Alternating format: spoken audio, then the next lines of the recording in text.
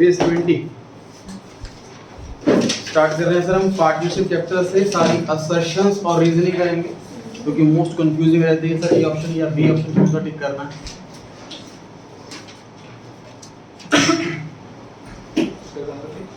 20 page number.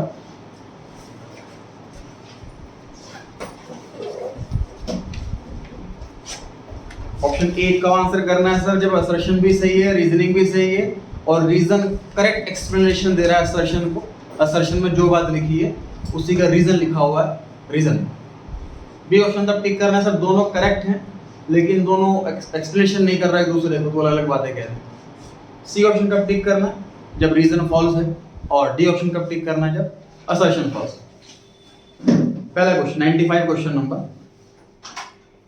Assertion में लिखा हुआ है the partners are the agents as well as principals of the firm. Graduation first year में subject आएगा आपका बिजनेस लॉ, उसके अंदर एक एक्ट आएगा आपका एक्ट ऑफ एजेंसी। उसमें सीखेंगे आप सर एजेंसी का एक सेपरेट एक्ट होता है, एजेंसी में क्या रूल होते हैं। एजेंसी के केस में सर दो पर्सन होते हैं, एक का नाम होता है प्रिंसिपल और एक का नाम होता है एजेंट। एजेंट जो भी टास्क करता है वो प्रिंसिपल के बिहाफ पर करता है, उसके लिए लायबल प्रिंसिपल ही रहता है। और अगर एजेंट ने अपनी अथॉरिटी से बढ़कर के कुछ और करा हुआ तो एजेंट लायबल रहता है उसके लिए। फॉर एग्जांपल कंपनी के बिहाफ पर उसका एम्प्लॉय जाता है कोई परचेज सेल करने के लिए, तो लायबल जो है वो कंपनी ही रहती है। एजेंट पर्सनली पैसे नहीं देगा अपनी पॉकेट से किसी भी काम के लिए। तो पार्टनरशिप में क्या होता है, पार्टनर्स में मान लीजिए हम दो पार्टनर हैं, तो मैं जो काम करूंगा ये लायबल रहेंगे, मतलब मैं एजेंट हो गया, ये प्रिंसिपल हो गए। ये जो काम करेंगे उसके लिए मैं लायबल रहूंगा, मतलब ये एजेंट हो गए, मैं प्रिंसिपल हो गया। तो पार्टनर्स एक दूसरे के एजेंट भी हैं, पार्टनर्स एक दूसरे के प्रिंसिपल भी हैं। तो पार्टनरशिप में ऐसा होता है सर, पार्टनर्स एजेंट भी हैं और प्रिंसिपल भी हैं। सही लिखा हुआ है, ये ट्रू हो गया जी assertion. Reason partnership is a business relationship among two or more persons to share the profits and losses of the business carried on by all or any of them acting for all। या तो सभी मिलकर के काम करते हैं या कुछ मिलकर के काम करते हैं दूसरों के बिहाफ पर। Acting for all, acting for all, ये वाला जो सेंटेंस है, ये जो वर्डिंग्स हैं, ये रीजन बता रहे हैं कि ऑप्शन ए में ऐसा क्यों है, प्रिंसिपल एजेंट क्यों है। एक्टिंग फॉर ऑल में मतलब कुछ पार्टनर काम कर रहे हैं, ऐसा माना जाएगा कि सभी पार्टनर्स काम कर रहे हैं, दूसरे के बिहाफ पर काम कर रहे होते हैं, इसीलिए वो एक दूसरे के एजेंट और principal. Option number A answer आया इसके अंदर, क्योंकि रीजन बताया जा रहा है असर्शन का रीजन में। 96 पर आ गए जी हम। Partnership deed is a legal document signed by all the partner. बिल्कुल सही लिखा हुआ है सर, डीड है तो रिटर्न में है, ऑब्वियसली लीगल है और सारे पार्टनर साइन करेंगे। Reason any type of charitable institution running as a not for profit organization will not be considered as business। Business नहीं होता सर अगर एनपीओ वाला काम कर रहे हैं। इसमें तो आप सब आंसर दे सकते हैं कि कौन सा आंसर है, बी ऑप्शन, क्योंकि अलग अलग बातें कर रहे हैं दोनों, कोई रीजन बता ही नहीं रहा उसका। 97 salary and commission are payable to the working partners for their efforts. बताइए जी, सैलरी दी जाती है वर्किंग पार्टनर को, ऐसा कोई लॉ है क्या? No sir. नहीं है तो फॉल्स हो गया, असर्शन फॉल्स है। असर्शन फॉल्स है तो डी ऑप्शन पक्का आंसर है। अच्छा असर्शन फॉल्स है तो रीजन पक्का ट्रू होगा। पढ़ लेते हैं एक बार reason. No partner shall be paid such remuneration as a salary commission etcetera if the partnership deed is silent on such matter. Deed में नहीं लिखा हुआ तो सैलरी कमीशन नहीं मिलेगा। बिल्कुल सही लिखा हुआ है सर रीजन, सिर्फ असर्शन ही फॉल्स है, इसलिए आंसर डी ऑप्शन है। 98 पर आ गए। द पार्टनरशिप डीड में बी आइदर रिटर्न और ऑल, सही लिखा हुआ है जी। रिटर्न भी हो सकता है, ऑरल भी हो सकता है, सही लिखा हुआ। Reason in order to avoid all the misunderstandings and disputes it is always the best course to have a written agreement duly signed and registered under the act. अब इसमें कंफ्यूजन होगी सर, एक ऑप्शन है कि B option है, अपने अपने opinion दीजिए। सर बी है, बी ऑप्शन। देखिए ए ऑप्शन में ये बताया हुआ है कि ओरल और रिटन कोई भी हो सकता है, बी में रिटन के एडवांटेज बता रखे हैं, बस एडवाइजेबल है कि रिटन होना चाहिए, लेकिन ये ऐसा कुछ लिखा होता कि ओरल भी वैलिड है, वो भी लीगल है, तो फिर रीजन उसका एक्सप्लेनेशन सही होता। बी आंसर हुआ सर इसके अंदर। 99 पर आ गए जी। Assertion, a profit and loss appropriation account is prepared to show the distribution of profit among the partner as per partnership deed, इसीलिए बना हुआ होता है, बिल्कुल सही लिखा है। Reason, only working partners can inspect the books of accounts, गलत है सर, इवन स्लीपिंग पार्टनर भी बुक्स ऑफ अकाउंट्स इंस्पेक्ट कर सकता। तो सी ऑप्शन, सॉरी रीजन गलत हो गया, इसलिए सी ऑप्शन आंसर आ गया। क्वेश्चन नंबर 100 पर आ गए जी। In order to compensate a partner for contributing capital to the firm in excess of the profit sharing ratio, firm pays such interest on partner's capital. अगर partner ने अपनी capital से ज्यादा पैसा दिया है तो वो लोन वाला पैसा हो गया और उस पैसे पर इंटरेस्ट दे दिया पार्टनरशिप फर्म। सही लिखा हुआ है। रीजन में लिखा हुआ है sir, interest on capital is treated a charge against profit. सही है गलत है?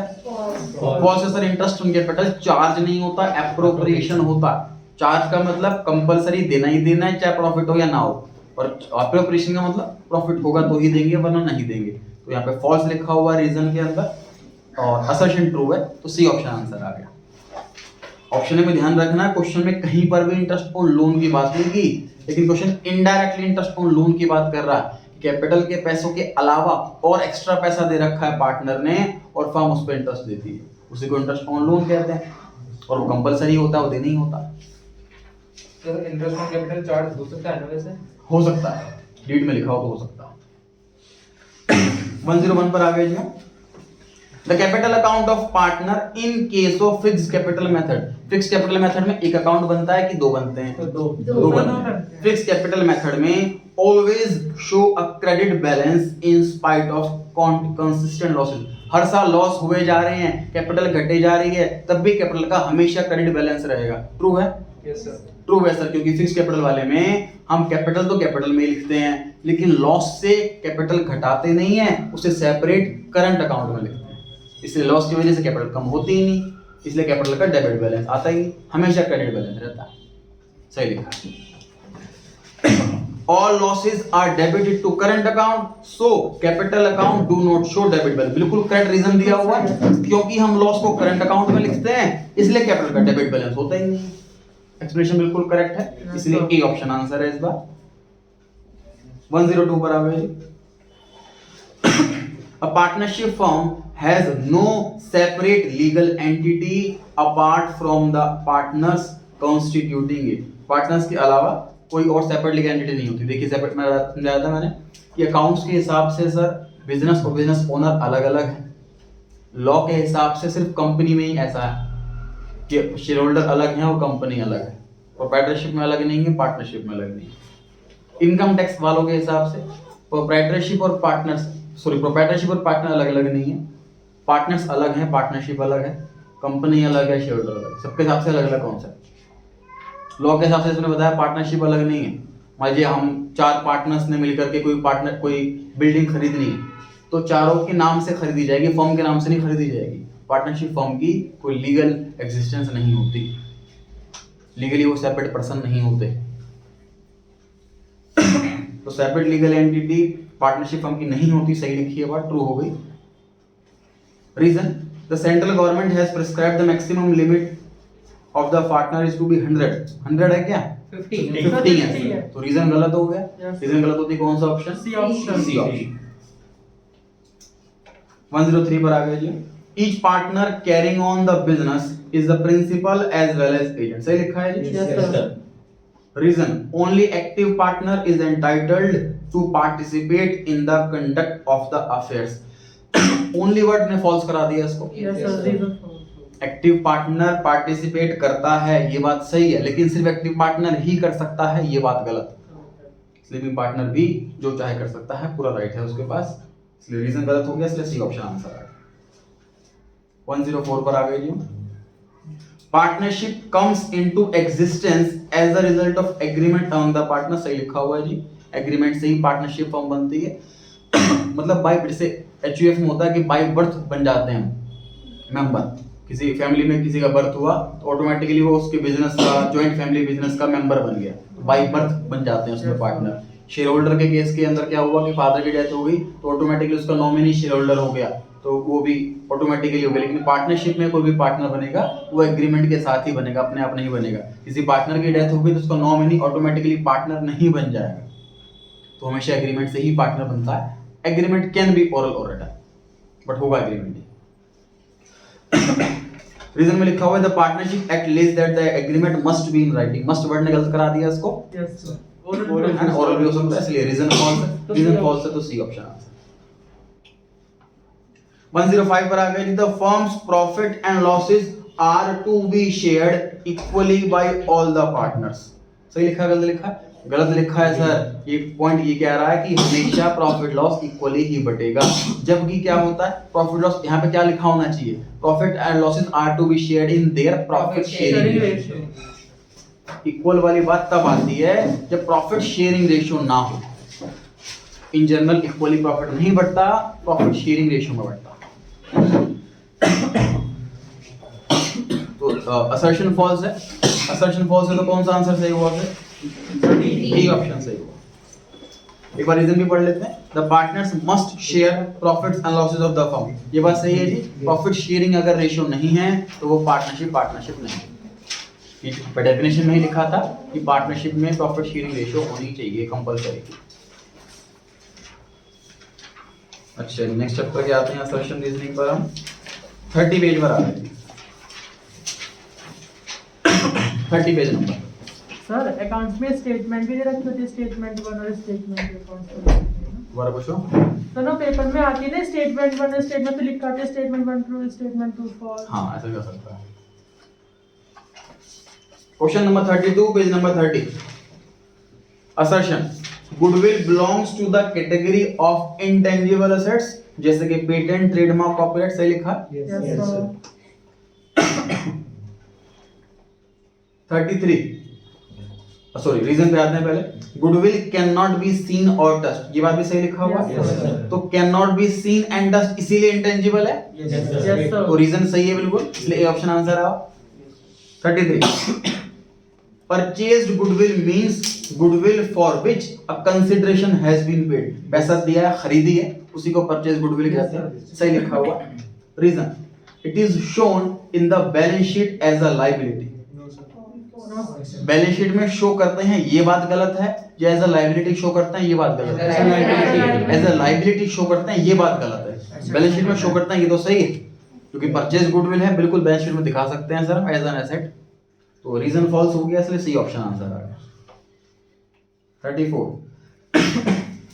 abnormal loss of a year should be subtracted from the net profit of the year for calculation of goodwill। Sir abnormal loss तो already minus हो चुका है, अब हमें इसको ऐड बैक करना चाहिए ताकि इसका इफेक्ट नलिफाई हो सके। याद कीजिए गुडविल चैप्टर के लिए हम चाहे एवरेज प्रॉफिट हो चाहे सुपर प्रॉफिट हो, जो प्रॉफिट लेते हैं वो नॉर्मल प्रॉफिट लेते हैं। अगर किसी प्रॉफिट के अंदर कोई अबनॉर्मल आइटम ऐड या लेस हो चुकी है तो उसका इफेक्ट हमें हटाना होता है। हटाने का मतलब माइनस करना नहीं, रिवर्स करना। अगर प्लस हो चुका है तो माइनस करना है, माइनस हो चुका है तो प्लस करना है। एग्जाम्पल था वॉलंटरी रिटायरमेंट कॉम्पेंसेशन दिया है, माइनस हो गया होगा, प्लस कर दो। इंश्योरेंस प्रीमियम भरा है तो नॉर्मल एक्सपेंस है, कुछ नहीं करना, ना प्लस ना माइनस। इंश्योरेंस क्लेम मिला है, अब नॉर्मल है, ऐड हो चुका होगा, लेस कर दो। जो प्रॉफिट निकल करके आता है उस प्रॉफिट का नाम है ऑपरेटिंग प्रॉफिट। यही काम हमने रेशियो चैप्टर के अंदर भी किया था, ऑपरेटिंग रेशियो में। Sir loss due to fire sir अब नॉर्मल रीजन है, माइनस हो गया होगा, अब प्लस कर दीजिए। सर अगर उसका क्लेम आ गया तो क्लेम ऐड हो चुका होगा, उसको प्लस माइनस कर दीजिए। तो अब नॉर्मल आइटम को रिमूव करना ये काम होता है। क्वेश्चन में कह रहा है कि अब नॉर्मल लॉस है तो ये ऑलरेडी प्रॉफिट में से माइनस हो गया होगा, अब इसको प्लस कर लेना चाहिए, लेकिन क्वेश्चन कह रहा है कि इसको माइनस करें, इसलिए गलत कर रहा है, तो फॉल्स हो गया जी। असर्शन फॉल्स है तो डी ऑप्शन आंसर आ गया। एक बार रीजन भी पढ़ लेते हैं। रीजन में लिखा है future profits depend upon the average performance of the business. से लिखा हुआ है सर कि जो पास्ट में परफॉर्मेंस रही है उस पर फ्यूचर प्रॉफिट डिपेंड होता है, इसलिए उस बेस पर हम गुडविल कैलकुलेट करते हैं। 35 पर आ गए जी। weighted average profit method is considered better than the simple average profit method because it assigns more weightage to the profit of the latest year which is more likely to be earned in the future. तो latest में profit हुआ है उसके chances ज्यादा हैं कि future profit उतना ही होगा। जो सब 4-5 साल पहले प्रॉफिट हुआ था उसके चांसेस कम है कि यह प्रॉफिट कितना होगा, तो इसलिए ज्यादा बढ़िया है वेटेड एवरेज प्रॉफिट मेथड। सही लिखा हुआ है, ट्रू हो गई बात। ऐसा जरूरी थोड़ी है। बिल्कुल, बताओ कैसे नहीं है? लेटेस्ट टॉपिक में कुछ और भी एग्जांपल ले लीजिए आप। लॉकडाउन लग गया था उससे कम हो गया, तो ऐसा जरूरी थोड़ी है अगले साल। नहीं, अब चीज तो हटा ही नहीं हटाएंगे। अब नॉर्मल चीजें तो हटा, 5 साल का प्रॉफिट है सर, 2 लाख, 3 लाख, 1 लाख, 0, 4 लाख। अब नेक्स्ट ईयर प्रॉफिट कितना होगा ये ज्यादा इस पर डिपेंड है, कम इस पर डिपेंड है। लॉकडाउन की वजह से अगर अब नॉर्मल कोई लॉस हुआ है तो वो तो हमने पहले रिमूव कर दिया होगा सम में से, है ना। तो अब नॉर्मल चीज या तो प्लस या माइनस हो तो सम में से हमने रिमूव कर दिया होगा।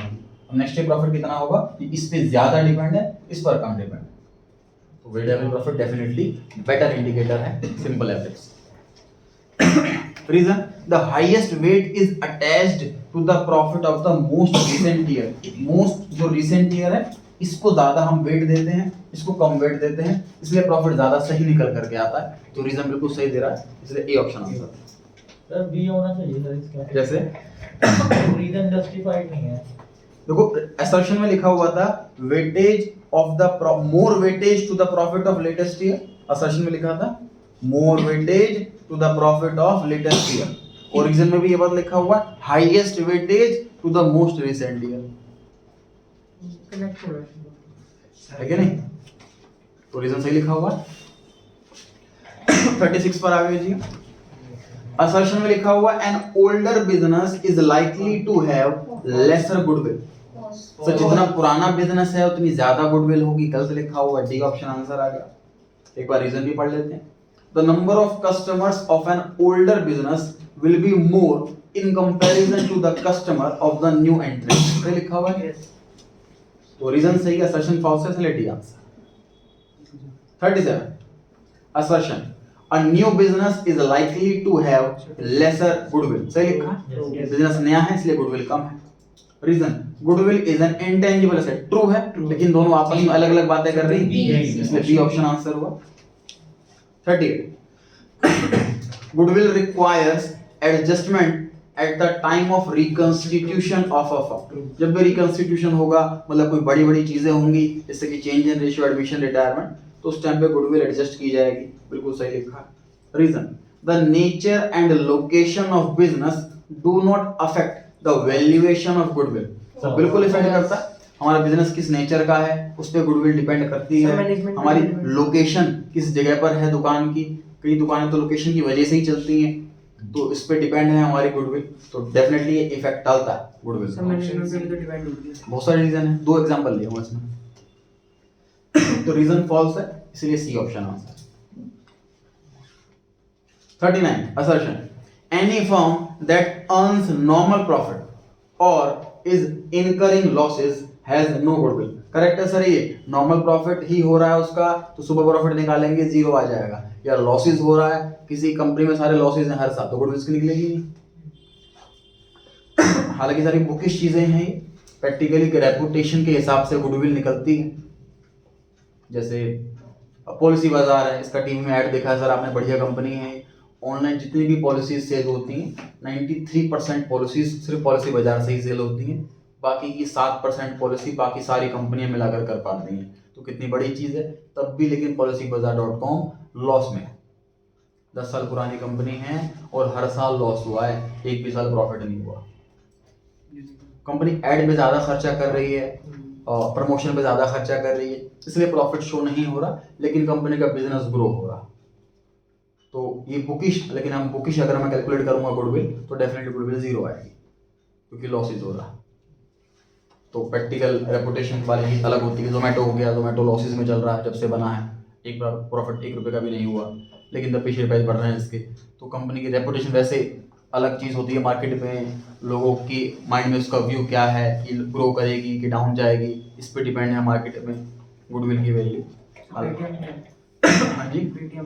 पेटी में भी सेम कॉन्सेप्ट है जी लॉसेस में। सर कंपनी को कुछ नाम भी दो देना, कुछ जिनको स्पेसिफाइड कुछ कहते हैं, जो लॉस में ही पहले लॉस करते हैं, उसके बाद में नहीं उसको स्टार्टिंग में ना ये स्ट्रेटेजी होती है। बड़ी कंपनियां देखो इसलिए ही कर सर्वाइव कर पाती हैं, वरना हर पर्सन बड़ा बिजनेस कर ले क्यों नहीं कर पाता।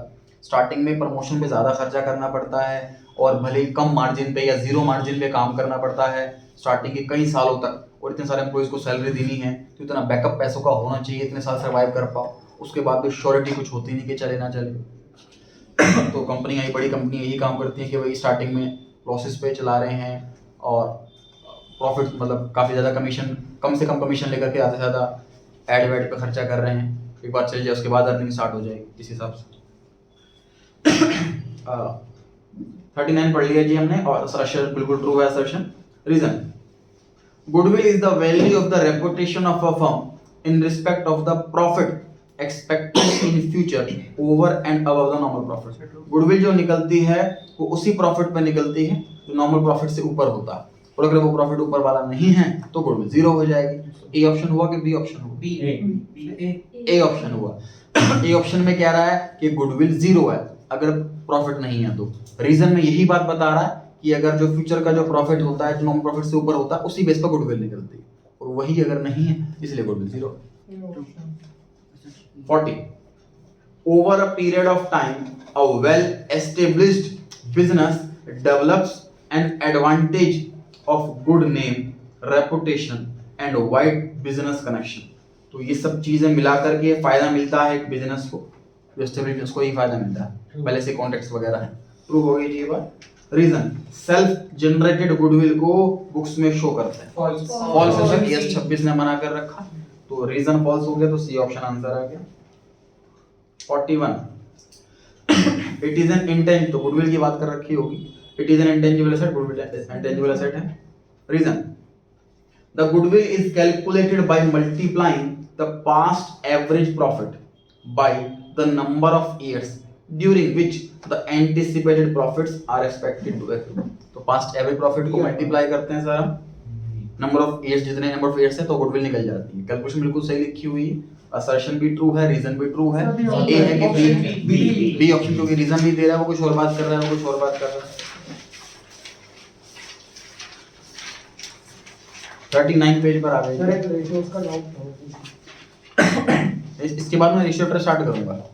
असर्शन रीजनिंग खत्म होने के बाद सबसे ज्यादा मार्क्स रेशियोज में कट रहे हैं टेस्ट में, तो रेशियो पर स्टार्ट करूंगा मैं इसमें। 39 पेज पर आ गए। 60 क्वेश्चन नंबर, चैप्टर है change in ratio. The amount admission भी मिक्स है इसके अंदर। The amount brought in by the new partner is divided among the existing partner in their sacrificing, सही लिखा हुआ है, सैक्रिफाइसिंग रेशियो में ही बढ़ता है। Reason the new partner acquires his her share from the existing partner. Existing partner से ही प्रॉफिट का शेयर ले रहा है, इसलिए उन्हीं को कॉम्पेंसेट करता है, सही लिखा होगा। ए ऑप्शन हुआ कि बी हुआ? ए ऑप्शन सर, क्योंकि उनसे वो पैसा शेयर ले रहा है इसलिए उन्हीं को वो कॉम्पेंसेट कर रहा है, ये एक्सप्लेनेशन दे रहा है। ज्यादा फोकस आपको ए और बी के ऑप्शन पे करना है कि ए कब है कि बी कब है। सी डी पता लगाना आसान होता है, ए और बी में कंफ्यूजन है। 61 अनडिस्ट्रीब्यूटेड प्रॉफिट, मतलब कि जो प्रॉफिट आपका डिस्ट्रीब्यूट नहीं करे, जैसे कि रिजर्व्स या लॉसेस जो कि अपीयर हो रहे हैं बैलेंस शीट में एडमिशन के टाइम पर, वो ओल्ड पार्टनर्स के कैपिटल अकाउंट में ट्रांसफर कर दिए जाते हैं। अगर फिक्स कैपिटल मेथड फॉलो हो रहा है तो करंट अकाउंट में ट्रांसफर कर दिया जाता है, सही लिखा हुआ है, ट्रू। रीजन जो अनडिस्ट्रीब्यूटेड प्रॉफिट होते हैं जो बैलेंस शीट में अपीयर हो रहे होते हैं एडमिशन के टाइम पर, वो ओल्ड पार्टनर के ही होते हैं, उन्होंने ही अर्न कर रखा है पास्ट में, उसी का रीजन दे रहा है। ए ऑप्शन आंसर होगा, उन्हीं का प्रॉफिट होता है इसलिए उनको डिस्ट्रीब्यूट किया जाता है। ए ऑप्शन आंसर। सर मुझे ये बोलना था कि जैसे रिजर्व है, अब उसको क्या हम कैरी फॉरवर्ड कर सकते हैं न्यू पार्टनर के टाइम में? कर सकते हैं। कुछ में कुछ नहीं बोला हुआ तो नहीं करेंगे, इसको डिस्ट्रीब्यूट कर देंगे। कुछ में बोला हुआ डिस्ट्रीब्यूट नहीं करना तो कैरी फॉरवर्ड करेंगे। 62 an increase in the value of asset, profit हुआ क्या loss? Profit. Decrease in the value of liability, profit हुआ क्या लॉस? ये प्रॉफिट है। At the time of admission is debited to revaluation, सही लिखा है सर। रिवैल्यूएशन अकाउंट के डेबिट में तो लॉसेस आते हैं, जबकि प्रॉफिट हो रहा है, तो फॉल्स हो गया जी। असर्शन फॉल्स है तो डी ऑप्शन आंसर हुआ। डी असर्शन फॉल्स है तो रीजन पक्का ट्रू होगा, रीजन पढ़ लेते हैं। Revolution account is a nominal account, सही लिखा हुआ है, तो रीजन ट्रू है, असर्शन फॉल्स है, डी ऑप्शन आंसर होगा। ऑप्शन सी भी हो सकता है, दो दोनों रॉन्ग है। नहीं ऐसा नहीं हो सकता, फिर कौन सा ऑप्शन टिक करोगे बताओ? स्टेटमेंट में होता है। मैं भी स्टेटमेंट हाँ स्टेटमेंट में से क्वेश्चन में होता नहीं है। तो क्वेश्चन चेंज हो गया ना, फिर तो क्वेश्चन चेंज हो गया। अभी मैं मान चल रहा हूँ कि चार ऑप्शन वाले क्वेश्चन है, assertion true, reason false, explanation है नहीं है। अभी तो ये चार ऑप्शन वाले क्वेश्चन से ये मान करके मैं आंसर बता रहा हूँ, है ना। क्वेश्चन कुछ और चेंज करता है, दोनों ट्रू दोनों फॉल्स। 63 पर आ गए जी। It is necessary to show the true position of the firm at the time of admission, सही लिखा हुआ है। ट्रू पोजीशन हमें हमेशा दिखानी होती है, ये तो फॉल्स हो नहीं सकता। रीजन द गेन और loss on revaluation which is transferred to all the partners including a new ratio, सही लिखा गलत लिखा है? गलत। रिवैल्यूएशन अकाउंट का प्रॉफिट लॉस कौन सी रेशियो में बढ़ता है? ओल्ड रेशियो में बढ़ता है। क्वेश्चन में लिखा है न्यू रेशियो में बढ़ता है, फॉल्स है, रीजन फॉल्स है, तो ऑप्शन नंबर सी आंसर होगा। 64 पर आ गए जी।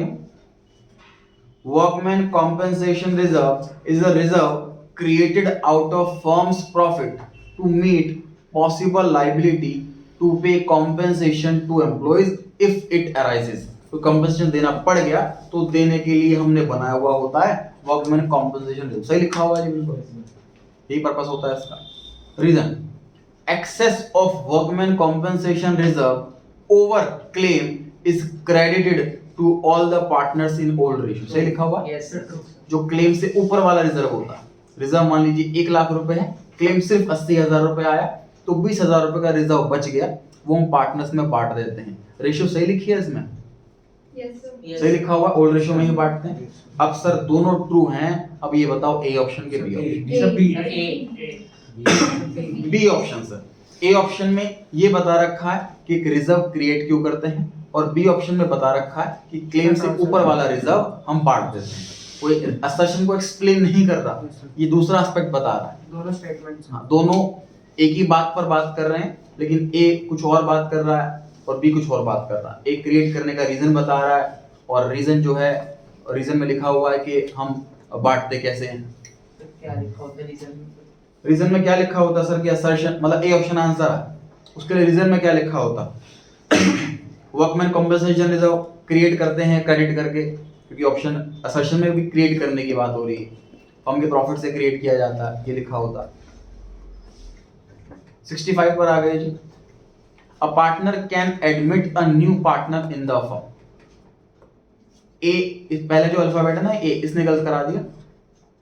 एक पार्टनर नए पार्टनर को एडमिट कर सकता नहीं कर सकता है? सारे पार्टनर मिलकर कर सकते हैं नए पार्टनर को एडमिट, एक पार्टनर नहीं कर सकता। तो जो ए अल्फाबेट है इसने फॉल्स करा दिया। असर्शन अगर फॉल्स है तो डी ऑप्शन। 66 पर आ जाते हैं। Assertion a new partner may be admitted to supplement its existing resources. मतलब हमारे पास जो रिसोर्सेज हैं वो कम पड़ रहे हैं, उसको सप्लीमेंट करने के लिए हमने कोई और पार्टनर एडमिट कर लिया है। तो पर्पस तो कुछ भी हो सकता है, ट्रू पर्पस तो कुछ भी हो सकता है, नए पार्टनर एडमिट करने का, पैसे कम पड़ रहे हैं, ये कुछ भी रीजन हो सकता है। ट्रू हो गया। Reason when the firm requires additional capital or managerial help or both for expansion of its business, a new partner is admitted। तो सर ये बात भी ट्रू है। अब फिर सोचो कि ए ऑप्शन के बी ऑप्शन, इस बार ए ऑप्शन हो, क्योंकि ए ऑप्शन में भी असर्शन में लिखा हुआ था कि रिसोर्सेज को सप्लीमेंट करने के लिए रिसोर्सेज कम पड़ रहे हैं, साथ में और पैसा मिल जाएगा, और यही बात रीजन में लिखी हुई है। तो उसको बस ब्रॉडर में बता दिया। हाँ जी, उसको डिटेल में बता दिया रीजन में, इसलिए option. 67 new partner premium for goodwill लेकर के आता है। ट्रू। Yes sir.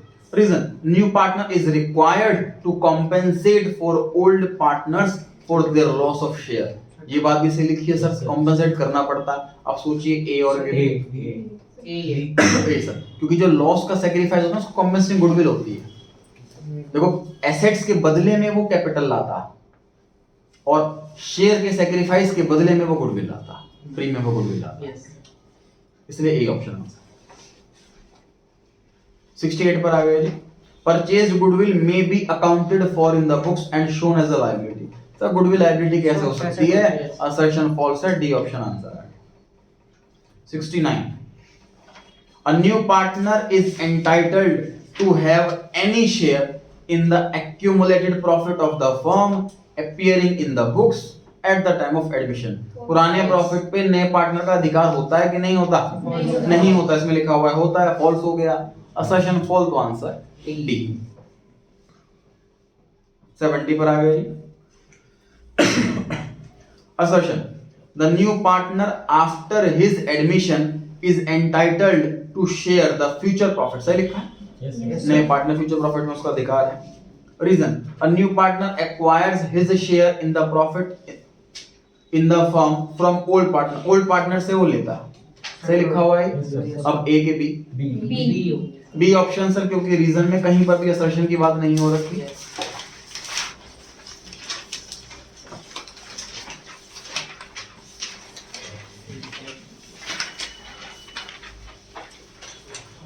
61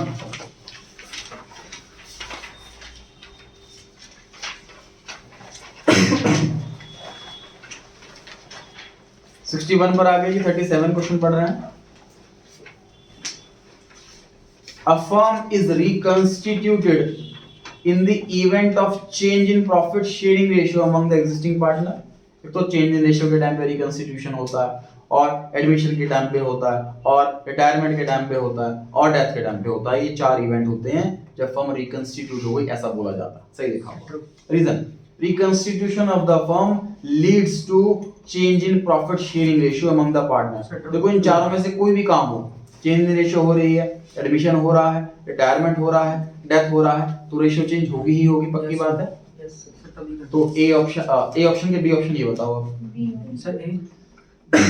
दोनों के दोनों ट्रू है सर, असर्शन भी ट्रू है, रीजन भी ट्रू है। Sir, B. बी है। ए option sir, option number A, change in profit share ratio लिखा हुआ था असर्शन में भी, और रीजन में भी लिखा हुआ कि चेंज इन रेशियो होगी जब भी रिकंस्टिट्यूशन होगा। Yes. एक्सप्लेनेशन उसी बात को कर रहा है, इसलिए ए ऑप्शन। 38 गिरी एक्सप्लेन कर रहा है कि क्यों होगा change in profit sharing ratio. बता इसलिए ए ऑप्शन आंसर होगा ना, क्यों एक्सप्लेन कर रहा है कि क्यों होगा, प्रॉफिट शेयरिंग रेशियो चेंज करना है ना। 38 पर आ गया जी। Assertion: investment fluctuation reserve is a reserve which is set aside out of the profit to meet fall in the market value of investment. Future में मार्केट वैल्यू इन्वेस्टमेंट की कम हो जाती है, तो इस वाले रिजर्व से कॉम्पेंसेट कर लेंगे, इसीलिए बनाया जाता है। बिल्कुल सही लिखा हुआ। Reason: when fall in the value of investment is more than the reserve, तो एक्सेस वाला क्रेडिट कर देते हैं पार्टनर्स कैपिटल। क्वेश्चन ध्यान से पढ़िए, इन्वेस्टमेंट की वैल्यू फॉल हो रही है, प्रॉफिट हो रहा है कि लॉस हो रहा है? लॉस हो रहा है। लॉस के केस में पार्टनर्स कैपिटल अकाउंट क्रेडिट करते हैं क्या? नहीं सर, नहीं, डेबिट कर। फॉल्स हो गया। तो रीजन फॉल्स है, तो कौन सा आंसर हो गया जी? C option. C option answer हो गया। वैसे रीजन में क्या लिखा होता कि ट्रू होता है? Less than. हाँ जी, रिवैल्यूएशन से ले लेते हैं। हाँ, debit to revaluation account, credit की जगह डेबिट भी लिखा होता और पार्टनर्स कैपिटल अकाउंट की जगह रिवैल्यूएशन अकाउंट भी लिखा होता तो ट्रू होता। एग्जाम में मतलब यहाँ पे क्रेडिट की जगह डेबिट आएगा तब भी फॉल्स है। Yes sir. क्रेडिट की जगह डेबिट लिखा हो तब भी फॉल्स है। इन्वेस्टमेंट की वैल्यू कम होती है तो रिवैल्यूएशन अकाउंट से पास होकर के जाता है पार्टनर्स कैपिटल में नहीं जाता। कैपिटल में क्या क्या क्रेडिट करके डेबिट करके बता दो एक बार। सर रिजर्व जाते हैं बस। वो तो क्लेम बच जाएगा जब जाएगा ना क्रेडिट में। रिजर्व में क्लेम होता ही नहीं, नहीं, मैं वर्क वन वाले में होता है क्लेम। नहीं, रिजर्व बच गया ज्यादा। रिजर्व बचता है तो रिजर्व ही जाता है पार्टनर्स कैपिटल में। एसेट की वैल्यू अप एंड डाउन हो रही है तो वो रिवैल्यूएशन में ही जाएगी। Sir, more की जगह less होता तो ठीक होता ना। पढ़ लेते हैं एक बार। When the increase in the value of investment is more than the reserve, तो excess will be, तो भी पार्टनर्स कैपिटल अकाउंट नहीं आता, रिवैल्यूएशन अकाउंट आता। इन्वेस्टमेंट की वैल्यू अगर बढ़ रही है तो रिवैल्यूएशन अकाउंट में लिखा Fall जाएगा, लिखा। पार्टनर्स कैपिटल अकाउंट में नहीं। हाँ जी, यहाँ fall लिखा हुआ है। आपने कहा ना इंक्रीज हो रही है तो। Sir, more की जगह less, मैं नहीं करता। अच्छा, पढ़ लेते हैं फिर से एक बार। When fall in the value of investment is less than the reserve, अगर जो इन्वेस्टमेंट की वैल्यू कम हो रही है वो रिजर्व से कम है, मतलब रिजर्व ज्यादा है हमारे पास और इन्वेस्टमेंट की वैल्यू थोड़ी सी कम हो रही है, तो इस केस में रिजर्व बच जाएगा। Yes sir. रिजर्व बच जाएगा तो पार्टनर्स कैपिटल अकाउंट में जाएगा, तब ट्रू हो जाता है। यस। ठीक। तो फिर बी ऑप्शन आंसर आता उस केस में। 39 पर आ गए जी हम। हाँ जी सर अगर इसमें कोई फॉल नहीं हो रहा लेकिन सेम ही कांस्टेंट वैल्यू है इन्वेस्टमेंट की, तो रिजर्व भी क्रेडिट में जाएगा सर तो पार्टनर फिर इसमें कैपिटल। रीजन ट्रू हो जाएगा ना कि क्रेडिट हो जाती है कैपिटल अमाउंट में। क्रेडिट हो जाती है, ये बात तो सही है, लेकिन असर्शन को एक्सप्लेन कहाँ कर रहा है?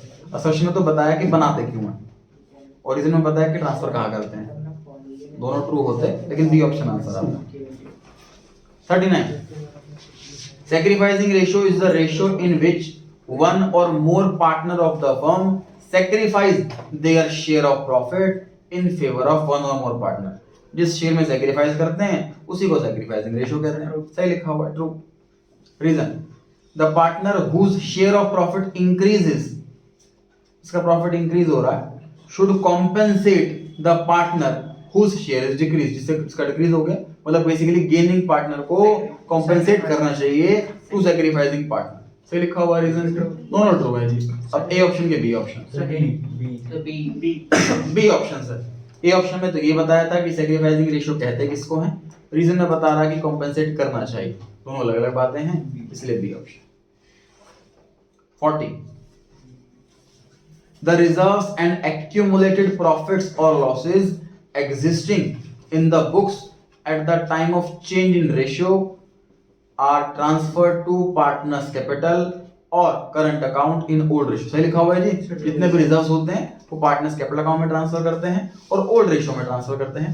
सारी बातें सही लिखी हुई है जी, true. Reason the reserves and profits existing in the books are earned before the reconstitution। उसी का देखो रीजन दिया हुआ है कि क्योंकि वो रिकंस्टिट्यूशन से पहले का अर्न किया हुआ है, इसलिए पहले वाली रेशियो में बांटते हैं। रीजन एक्सप्लेन कर रहा है सेशन को कि पहले का प्रॉफिट है इसलिए पहली रेशियो में बांट रहे हैं, ओल्ड वाली में बांट रहे हैं। ए ऑप्शन आंसर आया, बी नहीं। तो दूसरे पॉइंट ऑफ व्यू से सोचे तो वो उसमें ट्रांसफर की बात कर रहा है और इसमें पहले का प्रॉफिट नहीं, सिर्फ ट्रांसफर की नहीं, ओल्ड रेशियो में तो लिखा हुआ इसके अंदर कि ओल्ड रेशियो में ट्रांसफर करते हैं, तो है ना। और रीजन में ये बताया क्योंकि वो पुराने वाले प्रॉफिट का है, रिकंस्टिट्यूशन से पहले वाले टाइम का प्रॉफिट है, इसीलिए ओल्ड रेशियो में कर रहा है। 41 में आ गए जी, गेनिंग रेशियो का फॉर्मूला लिखा है ओल्ड माइनस न्यू। सही लिखा है, सैक्रिफाइसिंग रेशियो का फॉर्मूला है। असर्शन फॉल्स हो गया, एक बार रीजन पढ़ लेते हैं। ये ऑप्शन का आंसर हो गया, मतलब रीजन पक्का सही होगा। Gaining ratio is the ratio in which one or more partner gain as a result of sacrifice। सही लिखा हुआ है जी। 42